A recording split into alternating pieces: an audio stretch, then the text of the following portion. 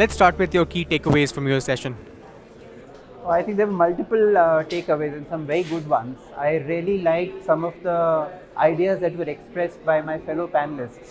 And what was really very heartening was that, we talked a lot about collaboration, and it was so good to see how everyone is now more open to the idea of working together in order to solve the social problems that we are looking at. What I also really liked is that everyone, what they expressed, at the core of it were very simple ideas. And we know that in order to really take our ideas forward, at the core they need to be simple, they can't be too complicated for people to not be able to understand. So these are some takeaways that I had from this panel. Great, great. Could you help me understand how has CSR evolved over the last few years, and where do you see it heading to?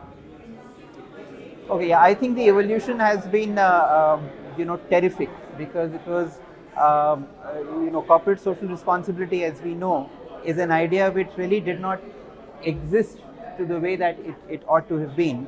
And after this became a law in 2014, I think we saw the first few years which were where people were kind of waiting and watching to see how it works. But with the kind of impetus that has been given now to the whole idea of corporate social responsibility, it is pretty clear that more and more corporates are not just making sure that they do this as an activity and not just as a tick box activity, but they do it in a spirit where it gels with their own work. So I see this as a starting point of society, or the triple bottom line as we've been talking about. It's not just about the company and the shareholders. It's about the community. It's about the society. It's about the planet. So I think some of these thoughts are now beginning to hit the battleground of reality, and I'm quite optimistic in this direction.